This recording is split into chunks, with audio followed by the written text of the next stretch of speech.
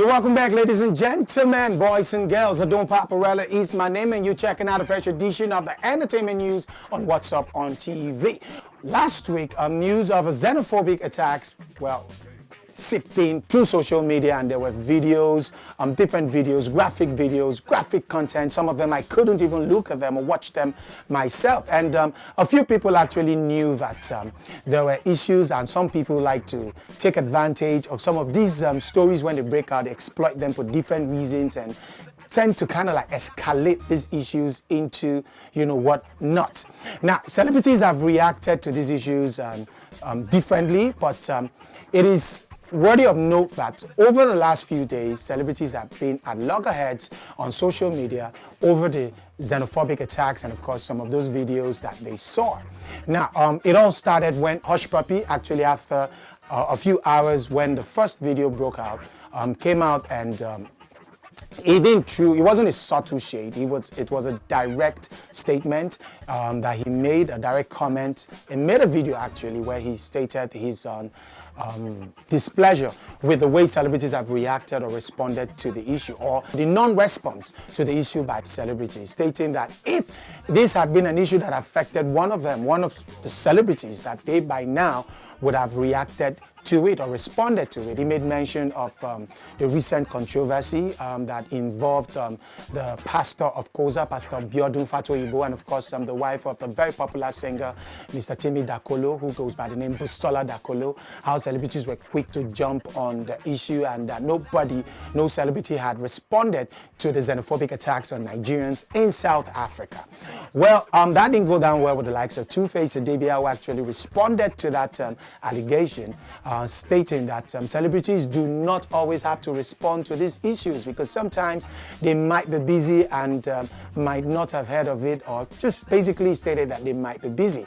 But Hush Puppy wasn't taking no prisoners. He wasn't going to cut celebrities a slack, and responded or reacted to Two-Face's response by stating that what could be so important to you, what could you be doing that you're so busy to respond to issues of this nature where your fellow countrymen are dying. Now, this was largely corroborated and supported by Daddy Freeze, you know him, who also was quick to also corroborate the fact that Nigerian celebrities quickly jumped on the wagon when the alleged rape case, came up, our alleged rape scandal then came up. It went on and on from there, it's been series of attacks and stuff. Burna Boy actually made some comments responding to AKA from South Africa said, threatening to boycott everything that had to do with South Africa, even threatening that he would never set foot in South Africa again unless the South African government responded and reacted appropriately to this incident. Well, he also dropped like a subtle shade at MI, stating that if MI, because everyone knows that MI and AKA are very good friends, that if MI chose to support AKA, that the respect he has for MI definitely goes out of the door. Well, I think MI reacted to that. Well, Wizkid, wasn't left out as he came out to, I would say Wizkid's motive was quite objective if you ask me. I mean, he made a statement, or he made a comment, or made comments that any objective person would make. However, I think I have a problem with the presentation. He could have done better with the presentation. Basically, what he was saying was that celebrities shouldn't be fighting each other because celebrities are role models, and citizens or people generally see them and look up to them. So if celebrities are fighting, if we are fighting each other, then basically we are telling the fans that it is okay for them to fight, and we will probably just be instigating or escalating these issues even further.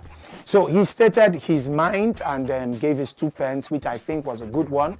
However, Wizkid, you're also a celebrity. If you have to use words like dumb F words and use swear words, to communicate your message, you're not laying a good precedent for your fans too as well. You are a celebrity too, and you have stated something wrong that these celebrities are doing, but in so trying to correct them, your presentation could have been better. So I guess we can all learn something, one or two, from these xenophobic attacks, and we are imploring everyone here, please stop posting those videos. Most of those videos you guys posted are unrelated to this incident, actually, and you have only succeeded in escalating this issue, in promoting violence and encouraging more violence. Let's be very sensitive to some of the things we are posting.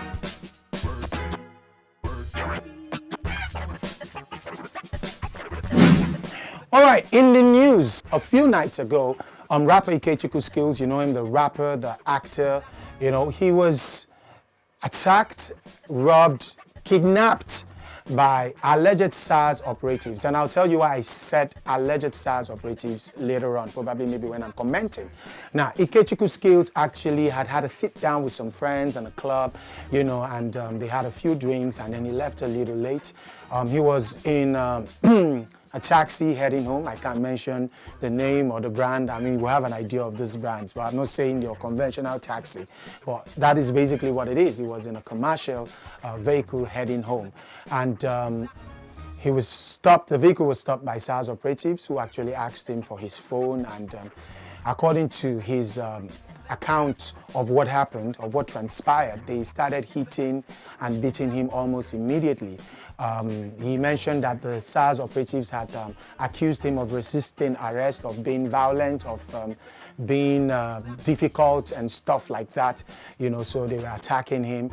And he also mentioned that these people, he suspects that they know him, because one of them actually mentioned that they knew him and mentioned that they used to work at a media house, a very popular media house on the island, which he hopes to start his investigation from. Now, they took him or drove him all the way from the island to Lagos Island, where he was forced under duress, you know, to go withdraw, clear every single penny he had is in his account, which to me is tantamount to robbery. That's robbery.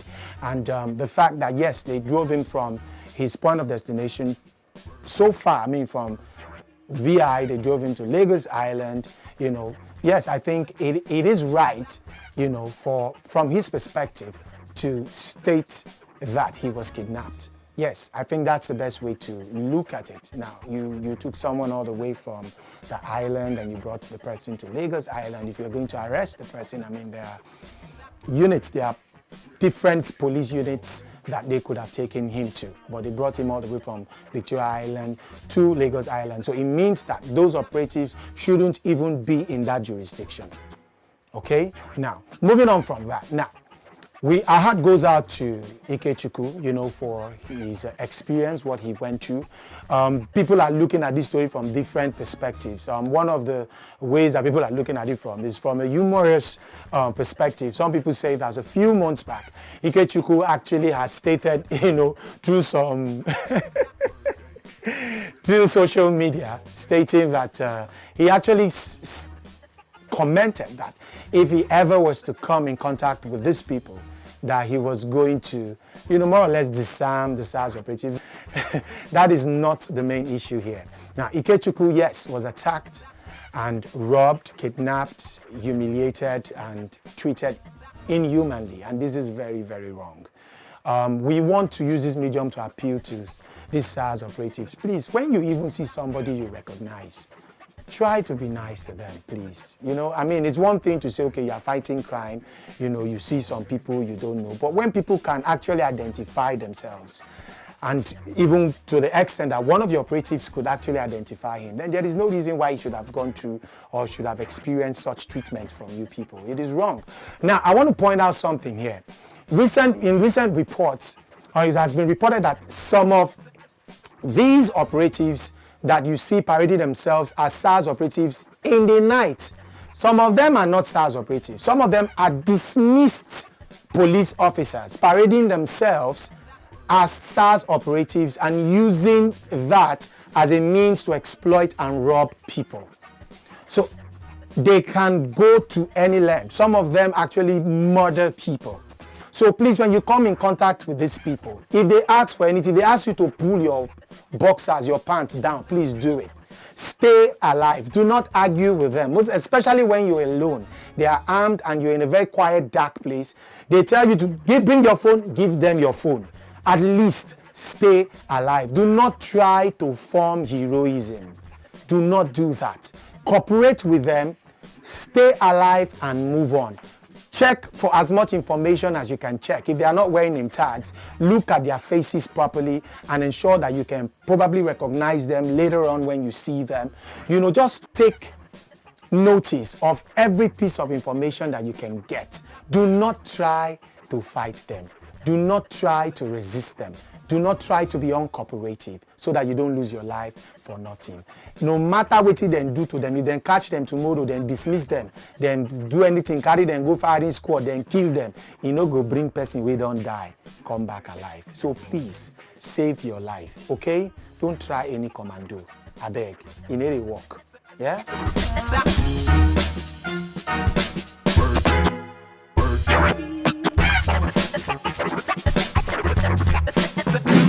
If you want my loving, I'll give you all my loving. Hey, ladies and gentlemen, Jennifer Lopez is in the news, and she's in the news for all the right reasons.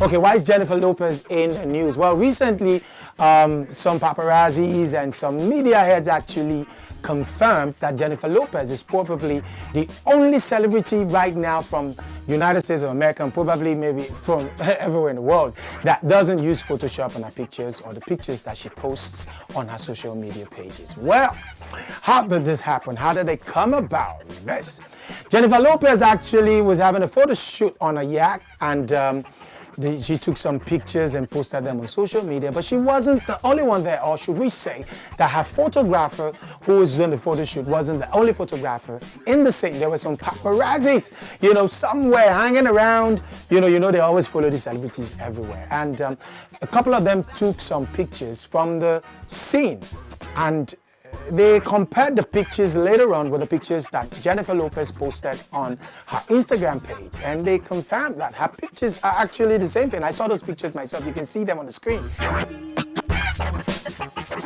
This woman is all shades of hotness, whether on her Instagram page or on the pictures taken by bystanders. Jennifer Lopez will say, well done, at least for letting us know that some people actually, they do the genuine thing, okay? This woman is 50 years old, man. Check out the body on this 50-year-old woman, man. My God. Damn.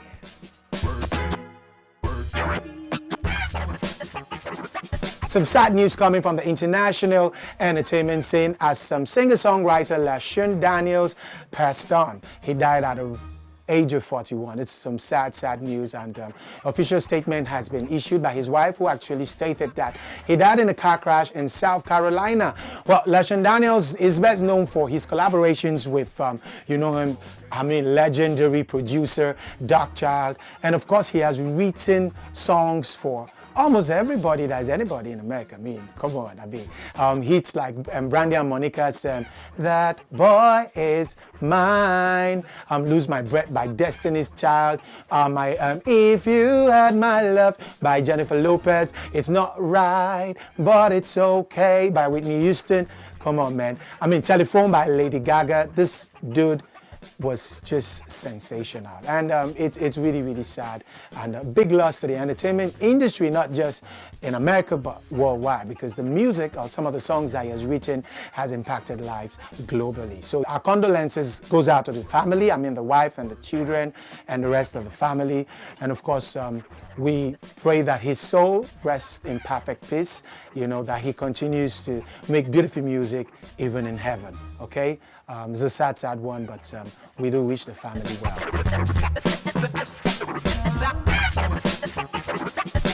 You're still locked into the #1 show on TV, What's Up on TV, and it's the entertainment news. Well, you're welcome back from Street Hop with Flowy, doing what he knows how to do best. Nigerians always have a very unique perspective when it comes to issues. I'm sure some of the reactions to today's topic must have made you laugh, like they always make me laugh, okay? In the world of sports, well, our boxing champion, when I say our boxing champion, I mean Anthony Joshua, whom we're very, very proud of. This man might not realize realize this, but he has done more for Nigeria and Africa than he has done for himself. I mean, in these times where so much negativity, has been attributed to Nigeria, of course, and to have the likes of Anthony Joshua and several others who are actually doing all that they can to ensure that Nigeria is represented, positively, is actually a very, very good thing for us right now. And we're super, super excited about Anthony Joshua.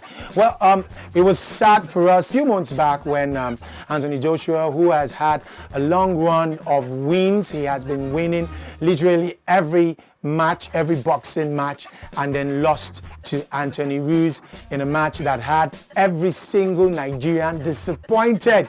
We were all disappointed, we were all unhappy, not disappointed in him because we know that he did give his best, but the fact that, our man lost the match.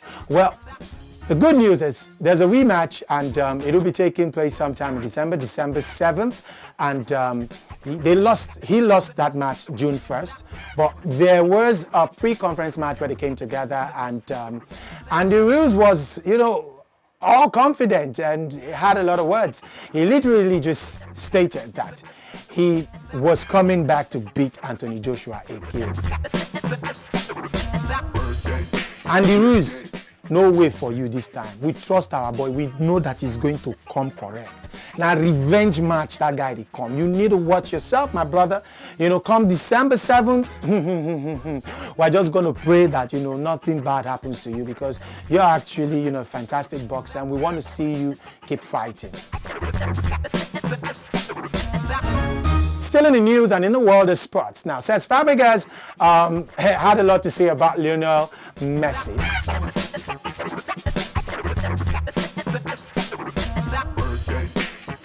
Basically, Cesc Fabregas was telling us that we really do not know Messi. Okay, that even though we celebrate him, even though Messi is hype, Messi actually justifies that hype, and even more, that we do not even celebrate Messi enough. Basically, that's what he was saying. He has seen Messi in trainings, and that there are certain things that Messi does that it is unbelievable, that he does some very incredible things that, even the rest of the world haven't seen like they see. Like, he cannot even believe some of the things he has seen the legend do himself. He went further to state that he had played a total number of 3 seasons with Lionel Messi, which the first one being the greatest one out of the 3, where the other 2, because of injury, he couldn't really give his best. Now, we all know Cesc Fabregas is with Monaco right now in France, but he has a lot of respect for Lionel Messi. And when asked if, he believed that any player soon, whether alive or unborn, would be better than Messi, he said that he doesn't believe that there can ever be any player as good as Lionel Messi. Those are big, big words, man. But what can I say, man? If you've seen Messi play soccer, well, you won't have any choice but to agree with Cesc Fabregas, and I can't agree anymore. Not just because I love Lionel Messi, but because I've seen it for a fact that this man indeed is a magician. And with that, we've come to the end of the sports news and, of course, the entertainment news. Zdon Papporella is my name.